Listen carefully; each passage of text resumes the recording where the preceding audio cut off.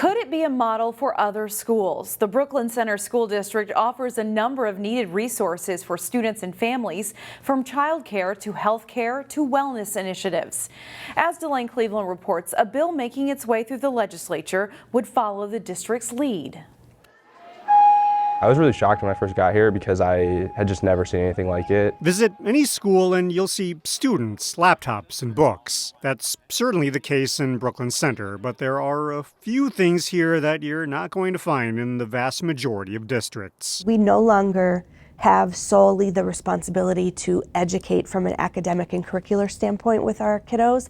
We have a responsibility to make sure that their additional needs have been met. Superintendent Carly Baker is talking about the concept of the full-service community school. Brooklyn Center was the first such district in the state to adopt that model in 2009. In a nutshell, it means that students have access to a variety of resources on site in the Health Resource Center. If you're sick, you can visit a doctor. Teeth bothering you? There's a dentist here. Issues with your mental health? You can schedule an appointment with a therapist. Those are just a few of the things available to every one of the students who either go to school here or live in the community. All of those pieces are that elevated tier of need. And so if we can provide that in schools, it removes a barrier for our young people who may not have insurance, who may not have transportation. It's an unprecedented level of outreach that they're able to provide, yet everything comes with a price tag. All of these services cost about $630,000 this school year alone. Yet with declining enrollment and fewer federal dollars rolling in, providing all of these resources is challenging. Without the ever-present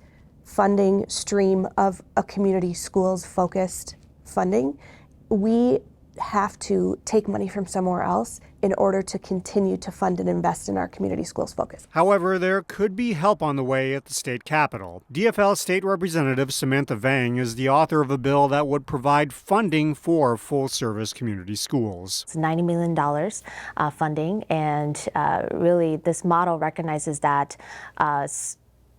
student success requires that their needs are met both in and out of the classroom. If passed by the legislature, districts like Brooklyn Center would be able to apply for that money. So for Brooklyn Center, passing legislation is critical. Critical, she says, to ensure that they can continue providing these services without making cuts elsewhere. Our young people are counting on us. In Brooklyn Center, Delane Cleveland, CCX News. News of Adam Thielen's release from the Vikings has local schools reflecting. Brooklyn Center remembers the impact the wide receiver not only had on the team, but what his foundation did for the high school. They've done a lot to help us bring some pride back to our athletic programs. Brooklyn Center's athletic director says the Adam Thielen Foundation helped purchase sports equipment for multiple teams and provided scholarships to 5 different athletes. But the most notable contribution came 2 years ago when the foundation replaced the school's stadium lights. And despite challenging game weeks, Thielen would make his presence known at the high school. That was the impact that Adam had by just showing up and showing these kids that there's people out there that care about you.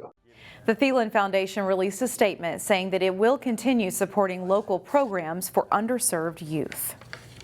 Plans for new apartment buildings are moving forward in Brooklyn Park, designed to meet a range of needs from affordability to job and population growth.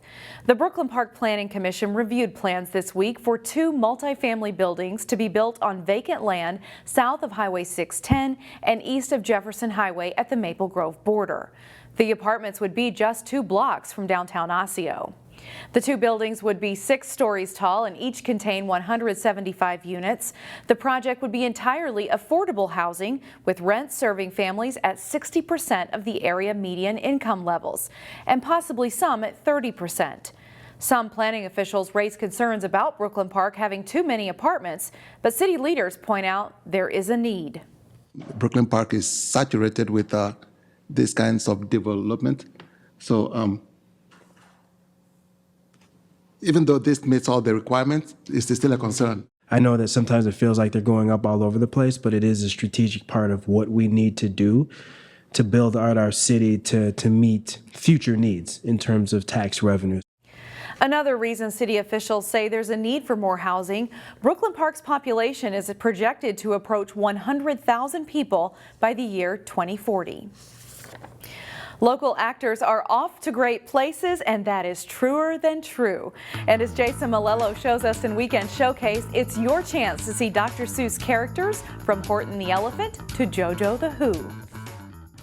Oh, the things you can think, oh, the things you can think, if you're willing to try. Dr. Seuss books come alive in Seussical Jr. Seussical takes a lot of different Dr. Seuss books and kind of shoves them into one huge production with singing and dancing. Around 90 young people make up the cast and crew of this latest production by SOAR Regional Arts. Most of Seussical's plot is based on the story Horton Hears a Who. Kids read Dr. Seuss books all the time, and it's just a cool thing that you can do and watch while all these characters are running around the stage singing songs. I think it's a great time. Seussical's salty characters, snappy dialogue, and fun songs will give the audience their money's worth. But there's also meaning behind all the silliness. Being able to learn a lesson, teach the audience a lesson, and explore these facets of your being, your humanity, especially for kids this age, learning to love yourself is a really big thing. And hopefully, Seussical can also connect with those of us who want to stay young at heart. You never need to lose your sense of imagination, no matter how old you are, whatever's going on in your life. In St. Michael, Jason Malillo, CCX News. Performances by SOAR Regional Arts runs through Sunday at St. Michael Albertville High School.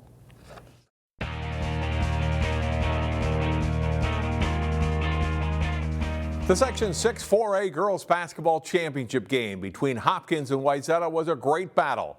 Jason Malillo was there and has the highlights. It's a packed house for the girls basketball Section 6 4A title game. Abby Kraswinski passes to Bryn Senden and she drives and scores for Wayzata. Then Shannon Fornshell corrals a loose ball and passes to Kate Amalot. She runs the floor and scores. Trojans up 14-9. Nunu Agara hits Liv McGill in stride and the junior finishes for Hopkins. Then McGill drives and scores in the waning seconds of the first half, cutting Wayzata's halftime lead to 36-32. Fornshell catch and shoot three-pointer for Wayzata with a hand in her face. She scores 15. Then Senden launches and hits from distance. She nets a dozen and Wayzata seems to be in control in the second half. Of course, Hopkins battles back. Agara knocks the rebound to Kelly Boyle and she scores, cutting Wayzata's lead to 54-52. McGill slices through the defense and scores 2 of her 18 points. Then Taylor Woodson gets the steal and scores. Royals go up 59-54. Wayzata's down 3 with less than 10 seconds to go, and Sophie Hawkinson nails a money ball, tying the score at 62, and we're overtime bound. Woodson great pass to Boyle, and she scores for Hopkins. Then Woodson gets into the paint and scores 2 of her game-high 21, and the Royals survive with a 70-68 victory. It's their 9th straight section title. Wayzata is a really great team. I mean, really great. It's the fact that it's my last year. It's my last year playing with my sisters, my teammates. And, it's just really, I'm just forever grateful and happy for them and for, us as a team getting this win. So. In Section 6 3A, the Benilde-St. Margaret's girls basketball team was looking to get back to the state tournament for a second straight season. The Red Knights, the top seed in Section 6 3A, taking on Holy Angels with a trip to state on the line. Sydney Friedley knocks down a three-pointer from the wing for Benilde to put them ahead 17-5. Nice pass from Kendall McGee to a wide-open Sierra Lumpkin who drains a three from the corner. 11 points in the game for the senior. Red Knights All-State guard Olivia Olson picks up the loose ball, makes a nice behind-the-back dribble on her way to the basket. Another huge game for her. The Red Knights lead by 20 at halftime.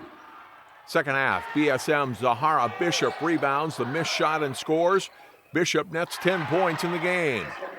Olson attacking. Nice fake and gets to the rim for 2 more of her game-high 32 points. And she picks up an assist here, setting up Josephine Najee for the open baseline jumper. Benilde-St. Margaret's wins in a rout, 71-47 to head back to the state tournament. After staying undefeated through most of the regular season, defending state Class 4A boys basketball champion Park Center took a couple of losses down the stretch. Jay Wilcox has highlights of their Section 5 quarterfinal.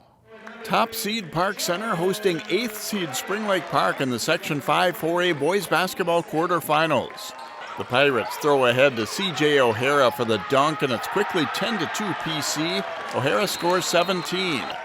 But Spring Lake Park doesn't back down. Andrew King turns the corner and hits the mid-range jumper to give the Panthers a 33-30 lead. He scores 16. Tristan West has the play of the night for the Panthers with the driving dunk to cap a great first half for Spring Lake Park. They shocked the Pirates by leading 35-32 at the half. Second half, and Cash Chavis takes over. He steals the inbounds pass and gets the breakaway dunk as the Pirates grab the lead back.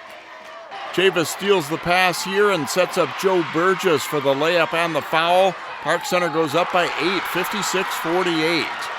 It's not easy, but Chavis scores 25, and the Pirates advance to the semis with an 81-66 win. Jay Wilcox, CCX Sports. Find more prep sports games and highlights at ccxmedia.org and follow us on social media.